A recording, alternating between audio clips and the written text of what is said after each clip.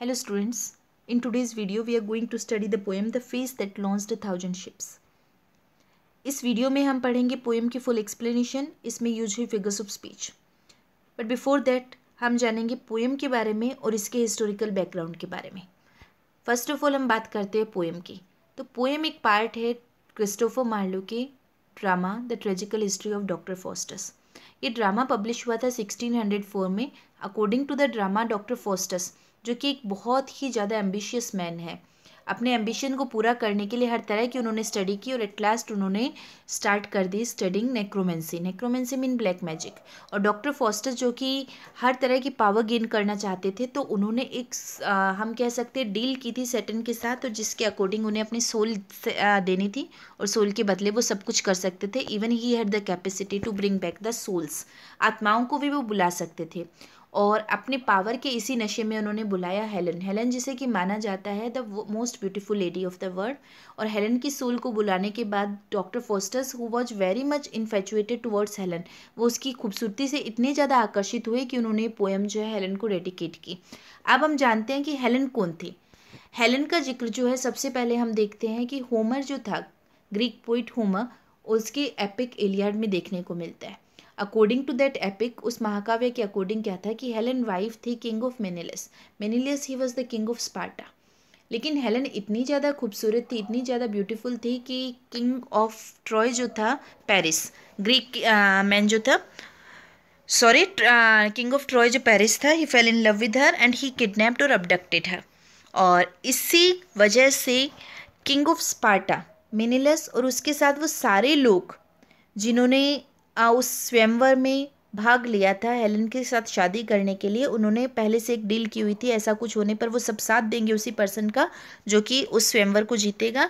और उन्होंने 1,000 शिप्स के थ्रू चढ़ाई कर दी ट्रॉय पर, और ट्रॉय सिटी को पूरी तरह से तहस नहस कर दिया गया। 10 साल तक ये वॉर चला और उसमें बहुत सारे योद्धाओं ने पार्टिसिपेट किया और अल्टीमेटली हेलन को वापस लाया गया। और प्रोटियस ने हेलन की जो है, Proteus the messenger, sorry, sea god, and उन्होंने हेलन की मेमोरी को, जितनी भी उसकी वॉर की मेमोरी थी इस 10 ईयर्स के वॉर की, उसको वाइप आउट किया और हेलन को फिर से रीयूनाइट कर दिया मेनिलस के थ्रू। तो ये हेलन और मेनिलस की स्टोरी थी। और ट्रोजन वॉर जो कि हिस्ट्री का द लॉन्गेस्ट वॉर के तौर पर देखा जाता है उसको। और इसी हेलन की सोल को जब डॉक्टर फॉस्टस ने इन्वॉक किया, बुलाया, तो वो उस ब्यूटी को देखकर इतने ज़्यादा आकर्षित हुए कि वो सोच में पड़ गए, was that the face that launched 1,000 ship. Yes, doctor Faustus सोचने लगे कि क्या ये वही चेहरा है जिसकी वजह से 1,000 ऑफ शिप्स जो है वो लॉन्च हो गए। तो यहाँ 1,000 ऑफ शिप्स लॉन्च क्यों हुए थे? हेलन को ट्रॉय से वापस लाने के लिए मेनिलस के साथ बहुत सारे ग्रीक वॉरियर्स भी गए थे और वो जो है हेलन को ट्रॉय से वापस लाए थे। तो ये this is the kind of exclamation. जैसे ही डॉक्टर फॉस्टस जो है वो उस फेस को देखते हैं, हेलन की सोल को देखते हैं, तो he became so much amazed and astonished. He says, was this the face that launched 1,000 ships? क्या ये वही चेहरा था जिसकी वजह से हजारों शिप्स जो है वो लॉन्च हो गए चढ़ाई करने के लिए ट्रॉय पर? लॉन्च करना स्टार्ट कर देना। And burn the topless towers of Ilium, और जिन्होंने जो है वो इलियम सिटी के, इलियम जो है that is a Greek word, और किसके लिए ग्रीक वर्ड? ट्रॉय सिटी के लिए। कि उन्होंने topless, topless mean very high, कि वो शिप्स जिन्होंने जाकर जला दिए इलियम सिटी यानी ट्रॉय सिटी की ऊंची ऊंची मीनारों को भी। यस, उस वॉर का, ट्रोजन वॉर या वॉर ऑफ ट्रॉय का रेफरेंस दिया गया, जिसमें हजारों शिप्स निकले थे और उन्होंने इलियम सिटी को, ट्रॉय सिटी को तहस नहस करके रख दिया था। ऊंची ऊंची मीनारें जो थी उनको जला दिया था। Sweet Helen make me immortal with a kiss. Doctor fosters जो अपने नशे में इतने ज़्यादा चूर हैं कि वो ये हेलन को कहते हैं, मेक मी इमॉर्टल, मुझे इमॉर्टल बना दो, अमर बना दो, विद अ किस, एक किस के थ्रू। Her lips suck forth my soul. He says कि ये जो किस है या फिर ये जो लिप्स है हेलन के, वो मेरी सोल को सक फोर्थ कर रहे हैं, मतलब सकिंग करना, किसी को अपने लिप्स से चूसना। तो वो जो है मेरे लिप्स, उनके जो सोल है, उनका ये मानना है कि हेलन जो है वो उनकी आत्मा को मानो उड़ा कर ले जा रही है। सी वेयर इट फ्लाइज, देखो मेरी सोल हेलन के साथ साथ उड़ रही है। Come Helen come, give me my soul again. Again वो हेलन को इन्वोक करते कि आओ हेलन हाउ, मुझे मेरी आत्मा वापस दे दो।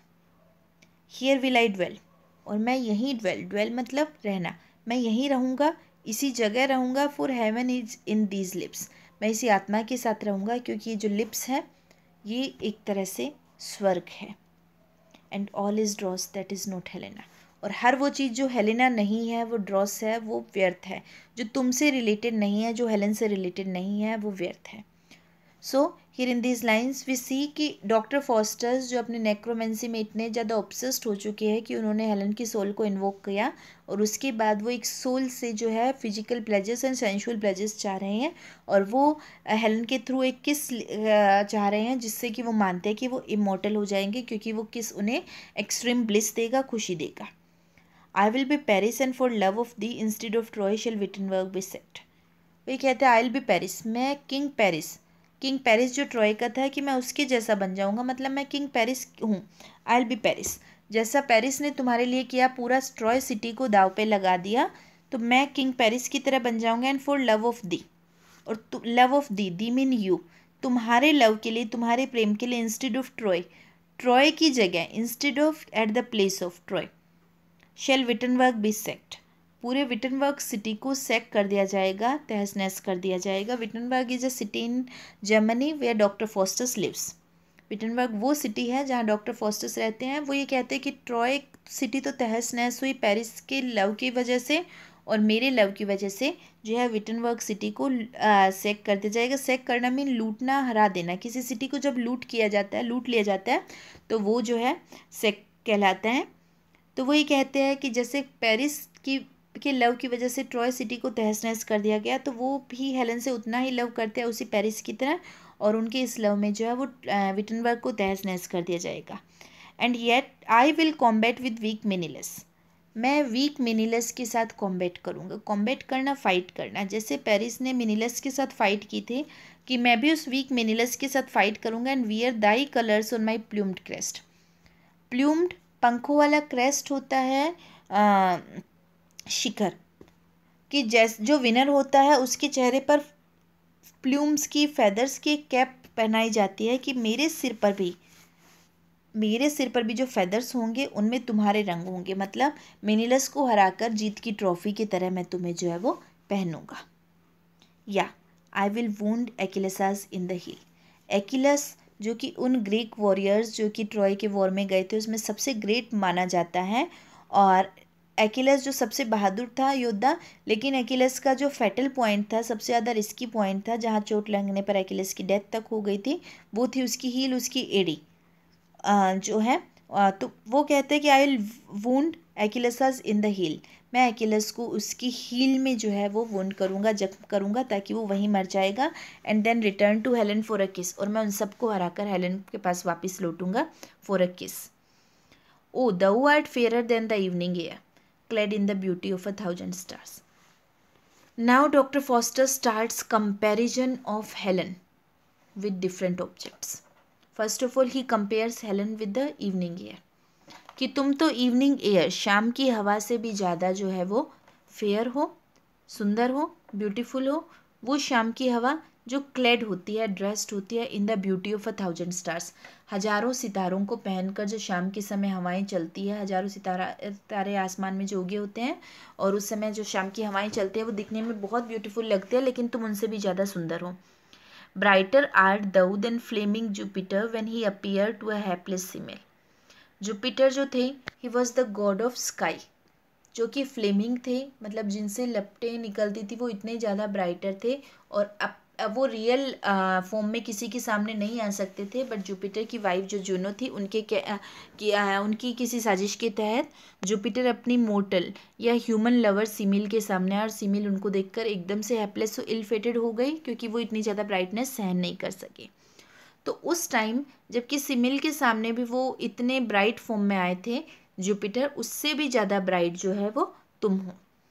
मोर lovely than the monarch of the sky, monarch of the sky is Apollo the sun god in wanton Arethusa's azured arms. Wanton mean mischievous या शरारती, एर्थ्यूजा जो थी एक निम्फ थी, एक जलपरी थी, और उसकी अज्यूर्ड यानी ब्लू आर्म्स में, अपनी बिलवेड जो एर्थ्यूजा की ब्लू आर्म्स में जो है monarch of the sky sun god Apollo भी जो है लवली लगते हैं, लेकिन तुम उससे भी ज़्यादा लवली हो। Mean he is comparing Helen with that of the evening air. Then he compares Helen to the flaming Jupiter, and again he compares Helen to the monarch of the sky, means sun god Apollo. And none but thou shalt be my paramour. But he says that you are more beautiful than any other person, and only you, none but you, mean कोई और नहीं बल्कि सिर्फ तुम, shalt be mean shall be my paramour, paramour mean beloved, सिर्फ तुम ही जो है मेरी beloved बनोगे. So here in this poem we have seen that how Dr. Faustus invokes the spirit of Helen, और वो हेलन से जो है फिजिकल प्लेजर्स चाह रहे हैं. Then he gives the reference of the Trojan war and he says that I will be like king Paris, जिसने अपने प्रेम की वजह से अपनी सिटी को जो है वो तहस नहस करवा लिया था, और मैं भी वीक मेनेलिस से लड़ूंगा, और साथ ही साथ मैं अकिलेस को उसके वुंड में हील में वुंड करूंगा, उसकी एड़ी में जख्म दूंगा जिससे वो मर जाएगा, और मुझे विनर की ट्रॉफी के तौर पर हेलन मिलेगी. फिर वो हेलन की ब्यूटी की कंपैरिजन करता है अलग अलग थिंग्स से, अलग अलग गॉड्स वगैरह से, and he at last says कि तुम जो है वो मेरी प्रेमिका बन जाओ. तो students, this was a very beautiful poem and having some historical reference, and I hope you have understood the poem. And next we'll study the literary devices that have been used in the poem. First of all, alliteration. Alliteration is the repetition of consonant sound. जब consonant sounds repeat होती है, make me immortal, M, give me my soul, M, brighter art thou than the, Arthurja's azure arms, A. ये सब alliteration के example है जब near by word same consonant sound से start होते हैं. सिमिली कंपैरिजन है टू डिफरेंट ऑब्जेक्ट्स का, जो कि एक दूसरे से पूरी तरह से जो अलग हो लेकिन एक similarity point. Fair than evening's air, brighter art thou than, more lovely than monarch of the sky. And then metaphor for heaven is in these lips, heaven here for all the bliss. Then I'll be Paris, he will be like Paris, not he will be Paris, and clad in the beauty. Then imagery student आपको पहले भी बताया मैंने कि imagery क्या होती है. जब आपको कोई लाइन पढ़ के आपके माइंड में एक सीन क्रिएट होता है. हाइपरबोली, किसी बात को बढ़ा चढ़ा कर कहना. I'll combat weak Menelaus, तो यहाँ कॉम्बैट वो कैसे करेगा वीक मेनेलिस से. मेनेलिस को वीक कह के कहा गया कि मैं उस योद्धा से भी लड़ लूँगा. ये हाइपरबोली हुई. और पोएम जो है 20 लाइन्स में है, ब्लैंक वर्ड्स में. ब्लैंक वर्ड्स का मीनिंग होता है स्टूडेंट जब आप की लाइन्स में कोई तरह की राइम स्कीम ना हो और आयम्बिक पेंटामीटर का यूज हो, यानी कि 10 सिलेबल्स पोएम में हो, तो वो ब्लैंक वर्ड्स कहलाते हैं. Next I have enlisted words to know, and words to know की हमने एक पूरी लिस्ट प्रिपेयर की है. हिस्टोरिकल बैकग्राउंड देने की भी मैंने कोशिश की. I hope this will help you very much. And the poet Christopher Marlowe, also known as Kit Marlowe, was an English playwright, poet and translator of the Elizabethan era. Elizabethan age का ये poet था, साथ ही साथ जो है ये एक famous ट्रेजेडियन था. मार्लो की ट्रेजेडी बहुत ज़्यादा फेमस है, और ये शेक्सपियर का कॉन्टेम्प्रेरी राइटर था. मार्लो जाना जाता है अपने ब्लैंक वर्ड्स की यूज़ के लिए. So this was the poem. I hope you have understood the poem, and so I would request you to please subscribe to my channel, and by the time I come with the next video, keep learning, keep enjoying literature. Thank you.